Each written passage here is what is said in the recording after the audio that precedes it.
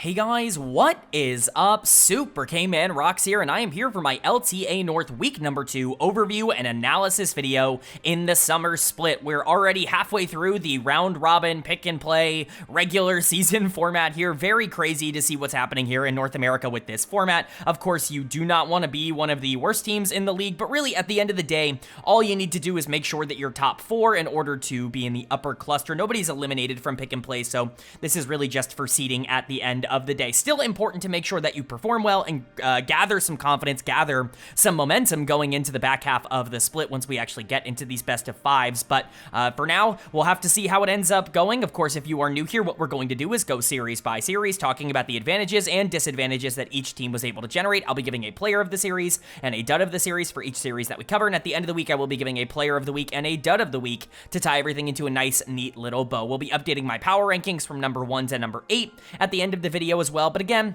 the caveat that I basically have to give on every LTA North video or any, video that has a format like this, we get so little actual game footage of these teams on stage. Like, it's just so little to go off of in terms of where they're at. I'm mostly going to be sticking to what they have been throughout a majority of the year, but if there's anything illuminating, we will touch upon it at the end of the video. Of course, most of today, like I said, will be spent talking about these games. So let's get into day number 1. This is still the pick and play format, which means that the bottom 4 teams, the teams that lost in week number 1, got to choose their opponent in, reverse order going into week number 2. So we have at least some variety, but you can't pick a matchup of a team that has the same record as you, which is definitely a bit limiting in terms of how things go. We'll see if we have 4 2-0s and 4 0-2s by the end of the week, but kicking us off is a matchup between 100 Thieves and FlyQuest, where FlyQuest is going to pick up the 2-0, and they continue to look like the best team in North America. Of course, they kind of proved that not only in the finals against Cloud9, where they were able to dispatch them and look pretty good in that particular instance, but even really proving that at MSI, where they looked very good, easily the best Western team at that tournament, and they're carrying that form through. We've seen this pretty consistently, that especially North American teams that come back from MSI tend to do really well domestically.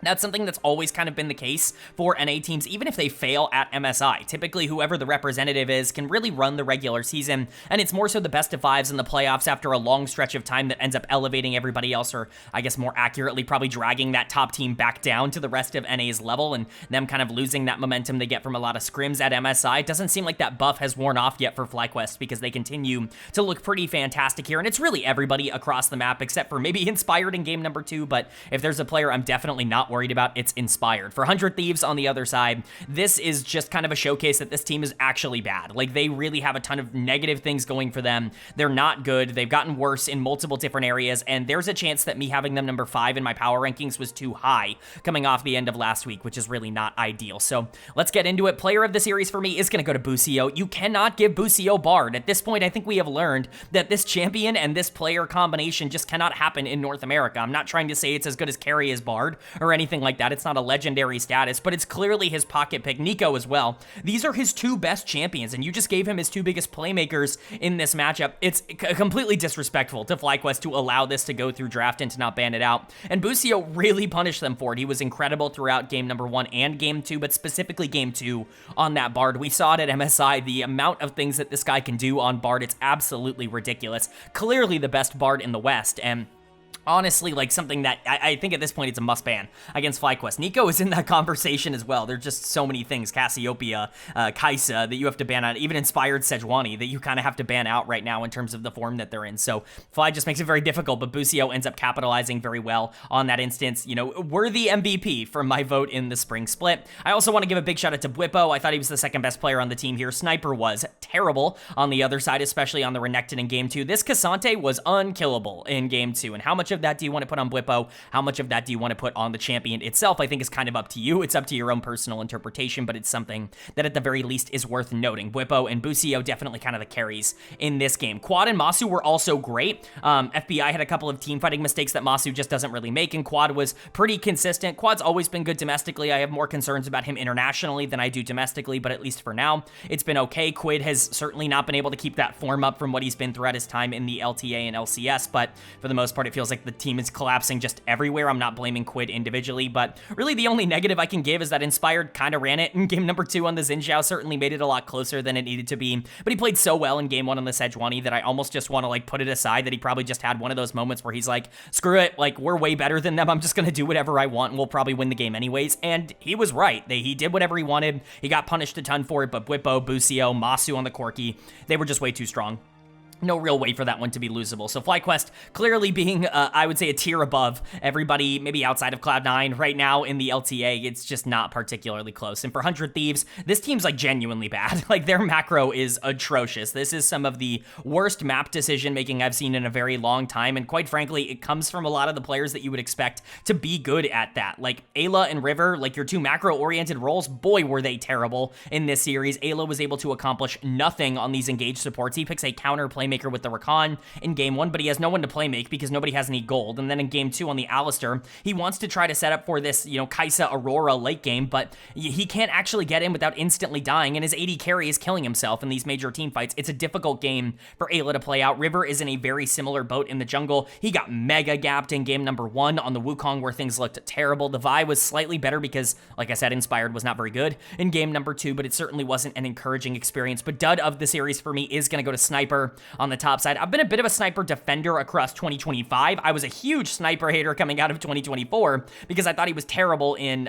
summer. I really thought he actively held this team back, and they made it to Worlds in spite of his performances in the playoffs. I'm pretty confident in saying that, but I do think he's made improvements, not in lane. Boy, this guy gets absolutely slaughtered in the 1v1 when he loses. He just does not lose gracefully, and this was a bad series. The Renekton game in game 2 in particular, he looked useless. Like he was not really a part of any positive plays at all for 100 Thieves throughout this series, and he was a part of a lot of negative ones, even in the 1v1. So it's not looking good for 100 Thieves. This is their last split in North America. They've already announced that. We kind of already knew that going into the year, but if this is how it's going to end, if they're just going to slowly fade out into being one of the worst teams in the league, it's a very disappointing way for one of the more historic organizations in North American League of Legends to go out. But for Fly, this is a very nice win. Happy to pick it up. They're sitting at 2-0, 4-0. That's where you want to be if you're FlyQuest. I don't think anybody's surprised by this outcome. It's just cool to see that this team is still playing so aggressive.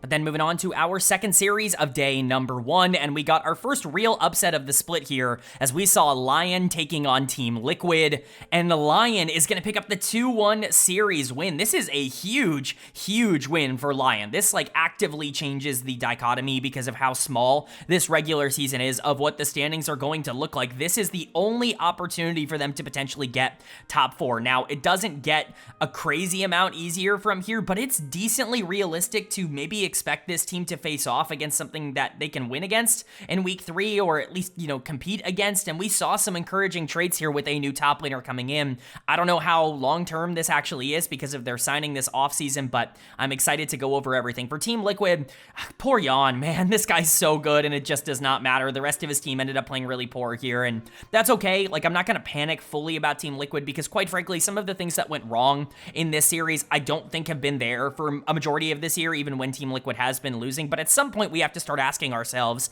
when things are going to change for Team Liquid, when they're going to get back to that form they had in winter when they won the league, and right now it's just not there. So let's go ahead and talk about it. Player of the game for me is going to go to Surdy on the top side, and you can see that asterisk. He comes in as the starting top laner. I believe the intention was just for this series. Of course, we saw Yayo come in, last week. Bajani come in last week as the top laner for LYON because Zamudo wasn't able to get a visa in time. Zamudo still doesn't have a visa, but they ended up upgrading in terms of what their substitute was with Surdy coming into the top side. And, I went out on a limb in my primer video. I was very vocal about this. I don't think there are a lot of people that agreed with this take at the time. I kind of criticized LYON for not getting Surdy and picking up Zamudo. I think Surdy is a better prospect. I think that there is a lot more to like about Surdy's game from a complete package perspective moving forward, and we kind of got to see a glimpse of what it could potentially look like with Surdy on this team, obviously, in this series. And honestly, I at this point, do you even bring Zamudo in? I hate to say that, but this is such a big win, and Surdy is such a dynamic prospect in the top lane. If you have him under contract, I think you just have to play this guy. He is simply too good and too fun to watch. watch. He was excellent throughout this series, and it wasn't just him. Like, Henna, I think even LYONs played really great on the bottom side of the map. Like, this bot lane duo was really strong for LYON, but Surdy winning on the top side, being better than Impact in this series, while not particularly surprising because Impact has been very hit or miss over the course of this year, is a really good sign. The fact that he's able to kind of learn from his mistakes of Split 1, or I guess Spring Split 2, I guess it technically is, and come out here in summer and look so much better in his limited time in a substitute role, it just goes to show that, like, why are we not investing in this guy? Why is a team like Dignitas giving up on him after one split? So credit to Surdy, he was awesome here, but like I said, the bot lane was also really the noteworthy part here. Henna had a great series. He ended up playing some hyper carries in the back half, specifically the Jinx in game 3, going up against LYON's Aphelios. Very fun to see a hyper carry matchup. We kind of got that with Corki and Yunara in game 2, but certainly a bit of a different, I guess, perspective. LYON ended up taking over that game there, but Henna was excellent in game 3. He had better peel and he had better setup. I think if you wanted to give him player of the series, that's entirely up to you. Do I think he created his own successes as much as someone like Surdy did on the top side? Maybe not as much, but Henna was arguably the most important person in this game, and LYONs was a big part of that as well. I was heavily critical of how LYONs played in week number 1. I thought he was terrible, and really, I've been pretty critical of him, I would say, throughout his entire LTA North tenure. I haven't said that he's bad, I just don't really think that he's all that good, but here's a really good performance against Core JJ, who was also playing well. It's an encouraging sign, and I think one of the big encouraging things, and I know I've said that word a lot, but one of the things that really is illuminating for me for LYON is that they were able to win against a good team, and Saint didn't have to, like, dominate. He was still the better mid laner here, and I think that that's fair, but we've kind of been talking about LYON as if they're entirely reliant on whether or not Saint can win in the mid lane or not, that they don't really have other ways to win games, and while Saint was really good in this series, and again, better than APA, he wasn't one of the 3 players that I would say was most important to the team, and they still were able to take down Team Liquid. That's encouraging. OD Lamb was pretty solid as well going into UG. It's just a big win for LYON, and I think this kind of confirms them as a top 5 team in the league right now. Do I think they're top 4? They're going to have the chance to prove it going into the final week of pick and play, but at least for now, you know, they're going to be in the conversation. I'd still would keep them a little bit out of it. And for Team Liquid, I am a bit concerned that this team is just not who we think they are. I put them back up at number 3 in my power rankings because I just assumed that they were going to be able to figure it out moving forward, and they still very much can. I'm not going to sit here and look at 2 losses against LYON and say that they're doomed and that this is who Team Liquid is moving forward. Anybody can win a best of 3, as we know from many regions, many times over. Bottom teams beat top teams all the time in every region, no matter what. But, you know, there are some concerning things here, specifically Impact on the top side, who's just been bad this year. There's nothing else to say. I've gone in depth on that on this channel. I'm just kind of out on Impact in terms of what he can offer Team Liquid. But the reason I'm also a bit more forgiving of this loss is that I think APA was really bad in this series, and APA has been very good this year for Team Liquid. I think he's been one of the best mid laners in North America in terms of his consistency, especially in the team fighting stage, and we just didn't get that version of APA here today. Now, maybe there is some concern that, like, okay, you know, if APA is not going to be able to level up at the same level as players like Loki or Saint that are coming into the league are, then he might get passed up by them, and, you know, if he's just the 5th best mid laner, if he's like what Nuke is for Team BDS over in the LEC, is that enough to make Team Liquid top 3? You know, that's a real question mark, but I think I can, you know, pretty confidently say that we're going to see better versions of APA moving forward, because he's kind of shown us that that's more the real version of him, and this is less the real version of him. But LYON and Core were excellent. That's another reason to just not feel all that bad. If LYON was slightly better at managing his guns in game 3 on the Aphelios, if he didn't have purple gun in that final fight where he was just perma hitting OD-Land on the Poppy, hoping to try and switch that out, then he might have actually just won the fight and won the game. LYON was basically like perfect and phenomenal throughout a lot of the series, and Core, I think, did a good job to facilitate that, but the rest of the team just wasn't in the same spot. UG was overall fine, but certainly not great. He's yet to have one of those big games, in my opinion, in the LTA. Still waiting on that breakout, but I think it's going to happen. For Team Liquid, I'm not going to panic just yet, but do I guarantee that this team is top 3 with everybody else kind of looking a lot more consistent than them right now? Definitely can't guarantee that. And for LYON, like, are they actually good? Who knows? This team was supposed to be top 6 last split, and they just weren't. They randomly lost the series that they needed to win, and they ended up not being clutch, and it really cost them. But with a new top laner coming in, potentially either Surdy or maybe it is Zamudo coming in for week number 3, whoever it ends up being, maybe that's enough firepower to really reinforce the other talents on this team and take away enough pressure for them to actually play like Henna and Saint. And if that's going to be the case, this team is going to be scarier than they were earlier in the year. But then moving on now to day number 2 and the second half of our week, and kicking off day 2 was a matchup between Dignitas and Cloud9, where Cloud9 is going to pick up the 2-0, and honestly, I might spend even less time on this series than I have on others, because what is there even really to talk about? There really have been a lot of discussions, we'll just say, in the community about the format, and I think a lot of them stem from just this series by itself, because it really illuminates the problems with the pick and play, especially when you limit it to the fact that only bad teams can pick good teams. Like, you can only pick a team in the standings that's better than you, has a better record. It kind of really limits the options of what teams are allowed to play, and it creates this situation where you're getting uncompetitive matchups every week, no matter what. These top teams don't even get to play against each other all that regularly, which is never good. But when you have more conversations about how bad the format is than you do about the game itself in the post-match thread and on Twitter after this, I think that's how you know that, it's not going well. Like, this game was boring and there's not really a lot to talk about. Credit to Cloud9, they were so much better than Dignitas in basically every facet. Dig put up a decent fight in a couple of areas. I thought Photon played really well. Kled got his rework and he came out on stage here with Yunara. It's a pretty, updated patch kind of comp here in Game 2 for Dignitas, but at the end of the day, it just didn't really matter. Despite how aggressive Shaden was and, Photon playing Kled on the top side, there just wasn't ever going to be enough firepower for Dig to stay competitive against one of the best teams in the West right now in Cloud9. So let's talk about it, I guess. Vulcan's going to get player of the series because he dominated this series. I have not seen an engaged support have so many free avenues into primary sections of a team fight. If Kana is going to play low-range mages like Ryze and like Ahri, he has to make sure he's not directly in the firing range every single time there is an engage throughout this entire series, because Vulcan was catching him over and over and over again on the Alistar in particular in Game 2, but the Nico ultimates in Game 1 were also very big for the team. So Vulcan looking excellent. I honestly kind of feel bad for Vulcan. It almost is like a bit of a double-edged sword, because NA has gotten so much better, and I think Busio has really been someone that I've sung the praises of so much this year. Vulcan's gone back under the radar in terms of how good he is as a support. He is not even a full tier below Busio. This is still arguably a top 5 player in the LTA right now in terms of his production, and he's just been super consistent over all of this year and really the end of last year as well, where he was the best support in the league in the summer split. So feel great about Vulcan, and Sven has obviously brought a level of consistency to Cloud9 that they really needed. I've been a huge Sven defender as an AD carry. I was not a Sven fan as a support, which is kind of funny to talk about, but even going back to before he made the swap, Sven has always been a player that I pushed for in terms of, what does he do that you don't want? What about him as a player is not something that elevates your team? He's hyper consistent. He doesn't really have a bad laning phase, even though he's much more focused on being weak side, and he can play strong side. He can play hyper carries. He can play for 2v2. He can play for team fights. He's not going to be super elite in any of these areas, but he's going to be very, very good. The player I've always compared him to is Upset. I think those are very similar players. I think Upset has a higher mechanical ceiling, but Sven is arguably more stable. I would say inarguably more stable than Upset, and he's been good at every stop he's been at,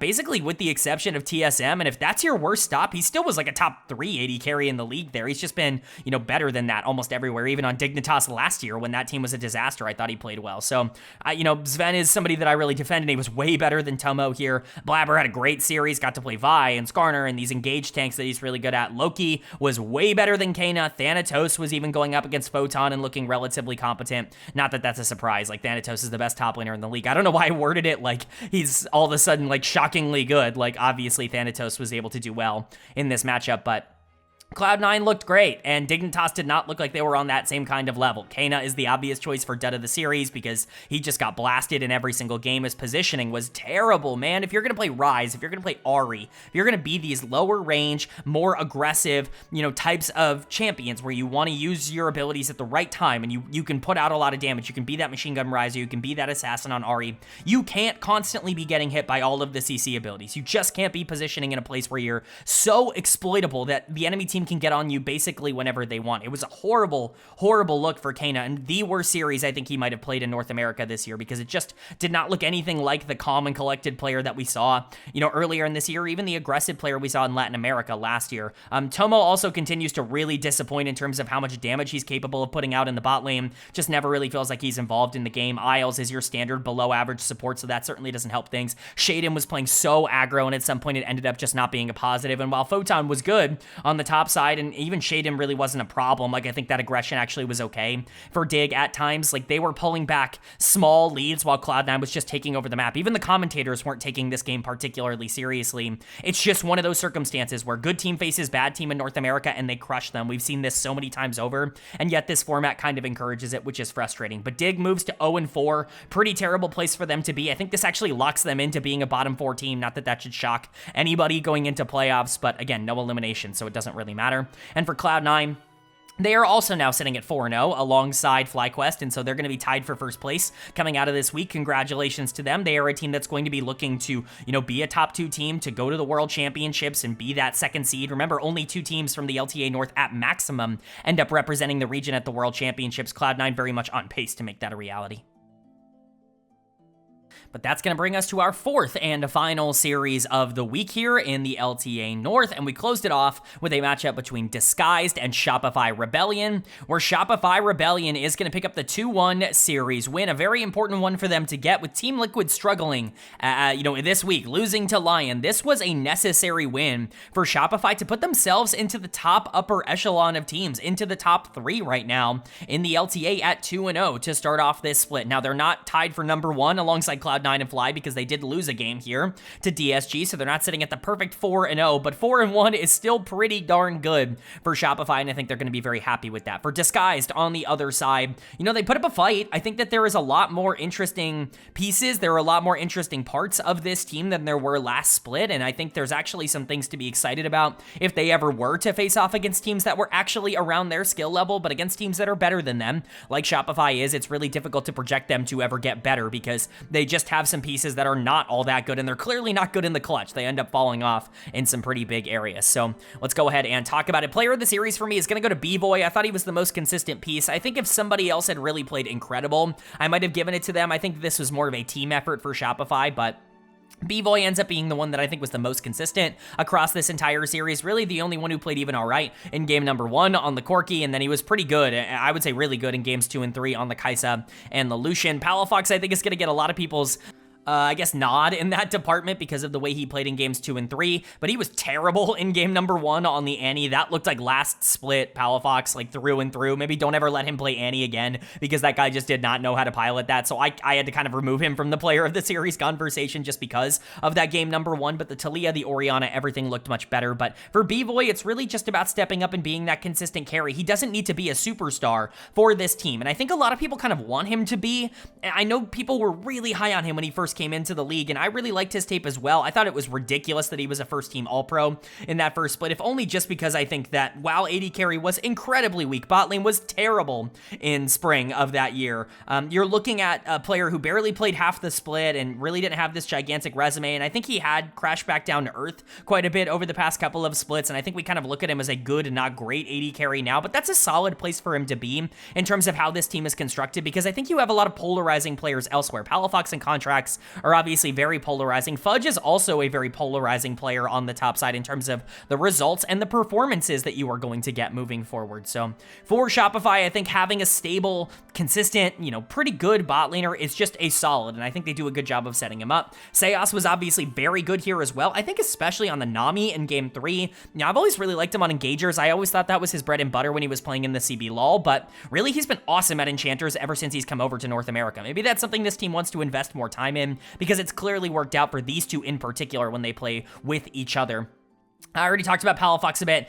Contracts was solid. It was fine. Fudge had some problems here. Wasn't always perfect throughout the series. Castle played really well on the top side. One of the first series in quite a while where he was just able to generate some leads on his own, but Fudge wasn't a problem either. It was just one of those series where Shopify generally had tempo in games 2 and 3, even if it took a lot more in game 3 for them to be able to close it off. B-Boy ended up stepping up and doing enough damage, and I think Palafox was clutch down the stretch. And for Disguised on the other side, it's really unfortunate to watch them play really well in game number 1 and feel like they have a lot of things going for them, and to completely collapse, quite frankly, in games 2 and 3. Who he's kind of got to be done of the series at this point, it's looking tough for who he moving forward. I think he's been a bit better than maybe Reddit would make him out to be, and I still think some of the conversation surrounding some of his past experiences are ridiculous. As per usual when it comes to social media and just general league communities, there's a lot of revisionist history happening about who he is as a player. I've seen a lot of people talking about him being a not very good support his entire career. You people have to be smoking something that I'm just not going to be a part of. Just because he's bad in 2025 doesn't mean that that should change how you felt about him a year or 2 or 3 or 4 ago. That's a ridiculous thing to say, but he really is not playing well right now, and I think especially once he starts getting on these big playmakers, he's just way too aggressive. He's not following the rest of his team, which is clearly a lot more passive right now. But, Rahel is somebody who I think has been what he's been advertised. He's a very talented AD carry that just is not good enough to elevate the rest of Disguised into being a contender from day number 1. Darkwings has been generally fine. He's also kind of been exactly what I expected him to be coming up to tier 1, a fine enough mid laner, but not somebody that really elevates a tier 1 roster. Castle had his best series in a while, like I said, but that's mostly because Castle has been kind of terrible throughout the last couple of months. He was awful in the spring split, so at the very least, it's nice to see that it's in there somewhere, but XU continues to really struggle in the jungle. I think at this point, it's pretty clear that he is just not finding advantages against tier 1, caliber junglers all that consistently without winning lanes. And so for Disguised, I don't think that they're good. Do I think that they might be better than 8th? Like, I think it's possible. I certainly think they could be more competitive because I do like what Rahel is doing. I think if Castle and Darkwings can be solid enough as solo laners, that even if Huki and XU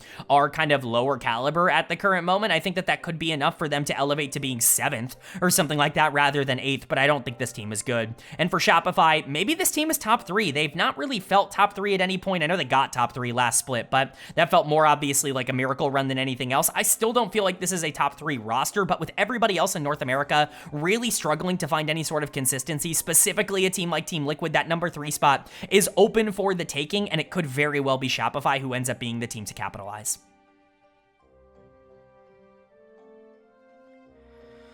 All right, but that is going to do it for my LTA North week number 2 overview and analysis video. Up on the screen, the updated standings after 2 weeks of action. I wish I had more to say about these standings updates, but I just do not because we've only seen 2 series played for these teams, and so it's broken down into a pretty even format, all things considered. We're looking at a lot of teams that are still tied, quite a few teams that have separated just by game score, but not really a lot determined just yet. What we do know, Cloud9 and FlyQuest have guaranteed themselves top 4 in terms of how things go, and 100 Thieves and Dignitas at 0-4 have guaranteed themselves bottom 4 in terms of how things go. And so those are the only things that are locked in going into the final week of pick and play for round 1 and round 2, the actual best of stage in the quote-unquote regular season before the playoffs just become this cross-conference thing between all of these teams. But talking about my power rankings, which you can see to the right of every team, we can talk about the movers, the risers, the fallers, because there actually are some here in week number 2. There weren't all that many in week number 1. In fact, I don't think there were any.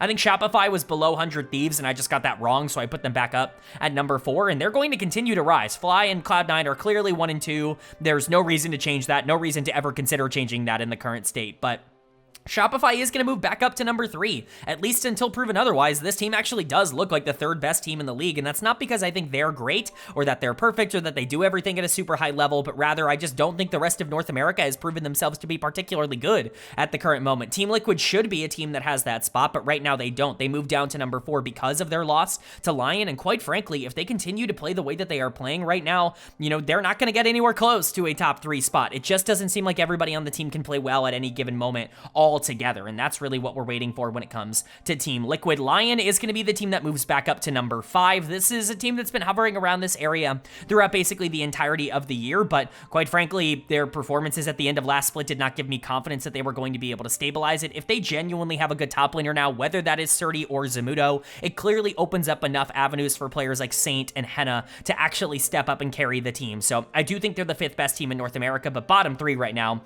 boy, do they stink. 100 Thieves going to come in at number 6, and even that right now is being generous. I'm going to make a statement. I think through the first 2 weeks, again, only 2 series, not a ton to go off of, 100 Thieves have been easily the worst team in the LTA North through the first 2 weeks. They have not looked competent at any part of the game, and I think that that is deeply disappointing. Hopefully they can figure something out.